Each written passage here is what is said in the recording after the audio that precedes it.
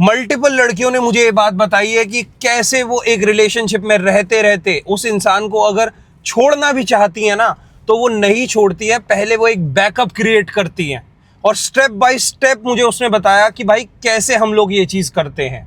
और मैंने जब ये बात सुनी थी ना, मैं रुक गया था लिटरली 30 सेकंड्स के लिए कि ये मैं क्या सुन रहा हूं, क्योंकि ये वही चीज है जो रिलेशनशिप में बहुत लोग फील कर रहे हैं बट कभी बोल नहीं पाते कि यार हमें कुछ ऑफ लग रहा है इस रिलेशनशिप में।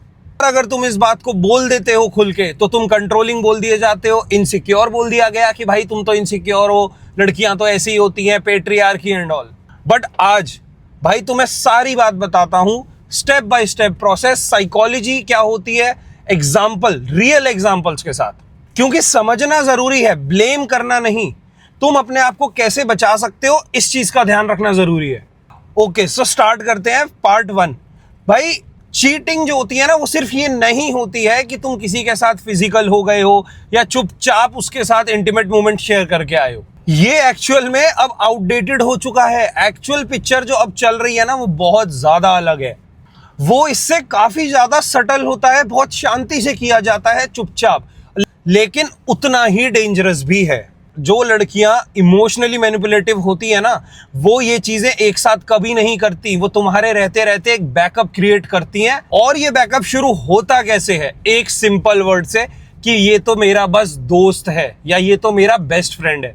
सीन कुछ ऐसे होता है, कोई नया बंदा आया जो मे बी तुमसे ज्यादा दिखने में बेटर है, थोड़ा फाइनेंशियली बेटर है, एक्साइटमेंट ज्यादा है उसकी लाइफ में, तो लड़कियों को होता है उसकी तरफ अट्रैक्शन, लेकिन वो ये अट्रैक्शन डायरेक्टली शो नहीं करेंगी कभी भी तुम्हें।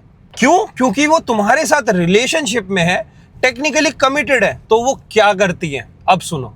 वो उसे सिर्फ दोस्त बनाती है कि अरे यार ऑफिस का दोस्त है, भाई जैसा है मेरे, तो मैंने तो इसको बहुत साल पहले राखी बांधी थी।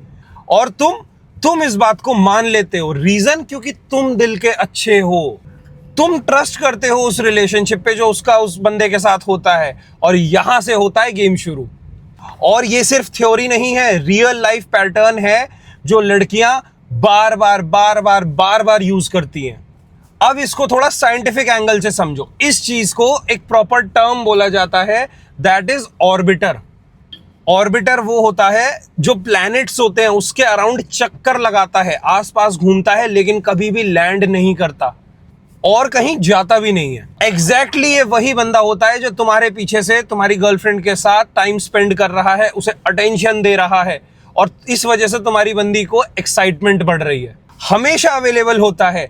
और इसको लड़कियां लेबल करती हैं जस्ट अ फ्रेंड, कि मेरे भाई जैसा है, मेरे दोस्त है, मेरा बेस्ट फ्रेंड है। और वो जो सामने वाला बंदा है वो ये सोचता है कि ये कनेक्शन जेन्युइन है, शी रियली लाइक्स मी, कि कुछ तो होने वाला है क्योंकि ये कनेक्शन स्पेशल फील हो रहा है इस लड़की के साथ। लेकिन एक्चुअल में ऐसा नहीं होता है।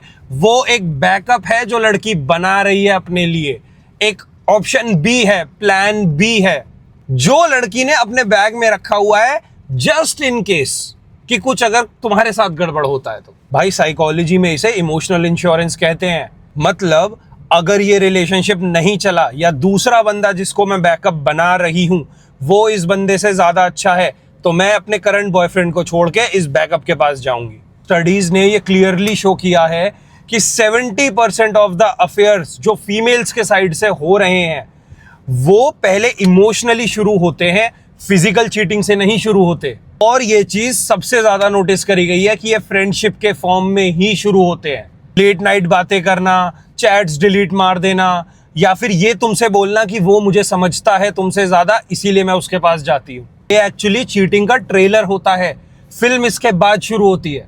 और सबसे इंटरेस्टिंग बात ये है, इस स्टेज पे ना लड़की अपने आप को समझा देती है कि मैं अपने बॉयफ्रेंड को छोड़ने वाली हूं, आज नहीं तो कल, और ये चीज ओके है। और अगर तुम उससे पूछते हो तो फिर वही जवाब आता है, कुछ नहीं है, वो मेरा दोस्त ही तो है, तुझसे ज्यादा मुझे समझता है वो, इसीलिए मैं उसके पास भाग रही हूं। ये सेल्फ डिसेप्शन सबसे खतरनाक होता है, क्योंकि जब तक वो खुद माने ना कि कुछ हो रहा है तब तक बहुत चीजें खराब हो चुकी होती हैं, वो ऑलरेडी उससे बहुत ज्यादा अट्रैक्टेड फील कर चुकी होती है। अब आता है सबसे deadly part, the bread crumbing game. ये तुमने कहीं ना कहीं तो सुना ही होगा, रिसेंटली डेटिंग वर्ल्ड में ये बहुत ज्यादा कर रही हैं लड़कियां। ब्रेड क्रम्बिंग का सिंपल सा मतलब है कि मैं सामने वाले को बस इतना अटेंशन दूंगी कि ये मुझसे कहीं दूर भी ना जाए और ये एकदम कंफर्टेबल भी ना हो जाए, बस रहे मेरे पास ताकि ये मेरा बैकअप बन सके। अब प्रैक्टिकली सुनो लड़कियां एग्जैक्टली क्या बोलती हैं जब वो ये कर रही होती हैं। आज वो तुम्हें कहेगी मैं तुमसे बहुत ज्यादा प्यार करती हूं, तुम ही हो मेरे लिए सब कुछ। अगले दिन तुम्हें इग्नोर करेगी और फिर तुम्हारे टेक्स्ट का 4-4 घंटे बाद रिप्लाई आएगा। तीसरे दिन वो तुम्हें रात को टेक्स्ट करेगी, अरे मुझे तुम्हारी याद आ रही है या मैं सोच रही थी तुम्हारे बारे में, ताकि कॉन्वर्सेशन शुरू हो सके। और फिर उसके बाद 2 दिन के लिए फिर गायब, कोई मैसेज नहीं, कोई कॉल नहीं। और तुम सोचते रह जाते हो कि भाई ऐसा क्या हो गया। तुम एक्चुअल में कंफ्यूज हो जाते हो वहां पर। तुम अपने आप से ही पूछते हो सब ठीक तो है, परेशान तो नहीं है ये, तुमने तो कुछ गलत नहीं कर दिया इस वजह से वो दूर चली गई तुमसे। अब इसके बाद तुम ओवर एनालाइज करते हो, फिर आती है ओवर थिंकिंग, और फिर तुम अब ये देखते हो कि मैंने क्या गलत किया कि मैं और एफर्ट्स डालूंगा तो शायद ये मेरे पास और ज्यादा आ जाएगी। और एग्जैक्टली यही चाहिए उस लड़की को। जब तुम कंफ्यूज होते हो तुम रुकते हो, तुम उस सिचुएशन से दूर नहीं भागते, और वो सामने जो तुम्हारा दूसरा ऑप्शन है वो उसको इवैल्यूएट कर रही है, कंपेयर कर रही है तुमसे कि शायद पैसा उसके पास ज्यादा अच्छा है या इसके पास ज्यादा अच्छा है, ये ज्यादा मेरा ध्यान रख पाएगा कि ये मेरा ध्यान रख पाएगा, ये मेरे को ये ज्यादा एक्साइटिंग है कि वो जो नया बंदा है वो ज्यादा एक्साइटिंग है। एंड वो डिसाइड कर रही होती है मुझे किसके साथ रहना है। और ये तब हो रहा है जब वो तुम्हारे साथ ऑलरेडी रिलेशनशिप में है, और वो जो नया बंदा है बैकअप वाला वो ये सोच रहा होता है कि एक दिन ये मेरी बन जाएगी। और उसके साथ भी सेम हो रहा होता है ब्रेड क्रम्बिंग। दोनों लड़कों को कम कम अटेंशन मिल रहा होता है, दोनों लड़के कंफ्यूज्ड होते हैं इस टाइम पे, और दोनों का हिंदी में कहूं तो चूतिया बन रहा होता है। और वो लड़की वो कंफर्टेबल कर रही है तुम दोनों को ही। एक बात मुझे सच बताना, तुमने ये चीज पक्का अपने पार्टनर के साथ फील करी होगी कि यार सब सही भी है लेकिन कुछ ऑफ भी लग रहा है इस रिलेशनशिप में। और अगर ऐसा हुआ है तो कमेंट्स में लिखो और बताओ मुझे तुम्हारे साथ क्या हुआ था। और ये है वो अनकंफर्टेबल ट्रूथ जो कोई सुनना नहीं चाहता, या लड़कियां ऑफेंड होंगी इस बात पे सबसे ज्यादा।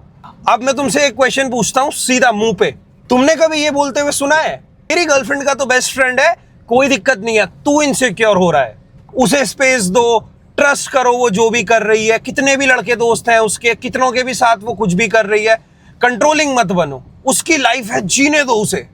और हमारी सोसाइटी इतनी खराब है, उनका डिफॉल्ट रिस्पॉन्स यही होता है। जो इंसान गलत चीज के साथ नहीं खड़ा है या क्वेश्चन कर रहा है उसे ये लोग इनसिक्योर बोल देते हैं या कंट्रोलिंग बोल देते हैं, और जो इंसान चुपचाप सब कुछ सहता रहे उसे ये वोक बोल देते हैं, फेमिनिस्ट मर्द बोल देते हैं, या फिर ये बोल देते हैं कि कितना अंडरस्टैंडिंग और मैच्योर है।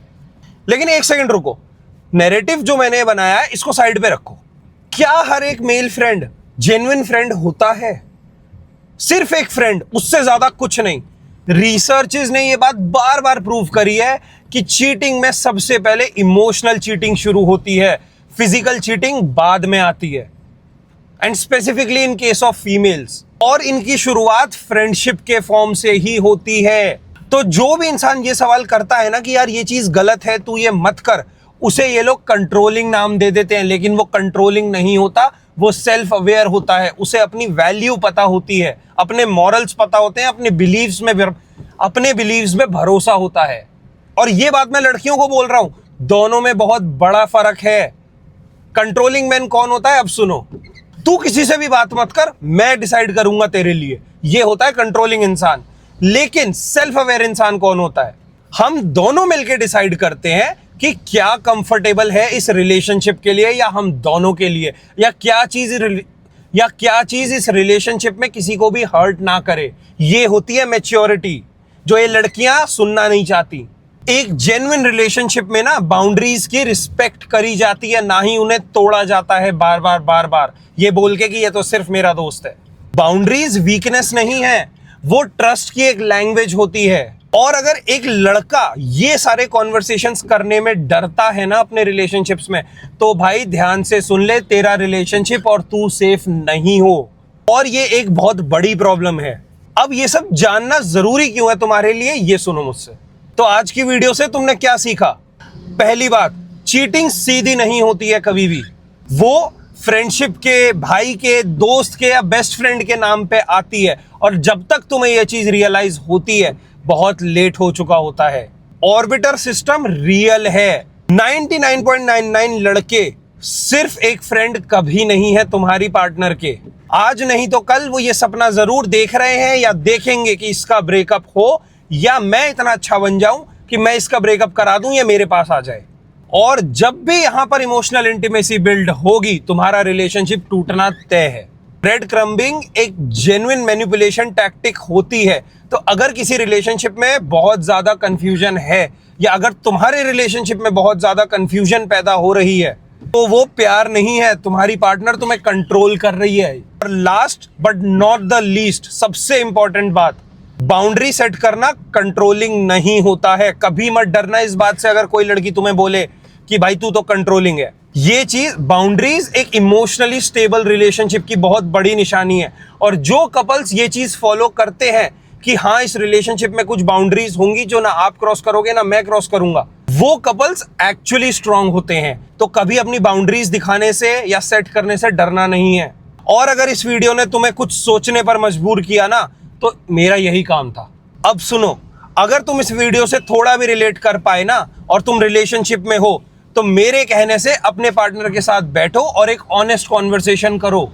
कोई हल्ला गुल्ला नहीं करना, कोई चिल्लम चिल्ली नहीं करनी, सीधा जाके बड़े प्यार से अपने पार्टनर के साथ एक ऑनेस्ट कॉन्वर्सेशन करो कि क्या ऐसी चीजें हैं जो हम इस रिलेशनशिप से हटा देंगे तो हमारा रिलेशनशिप बेटर बनेगा।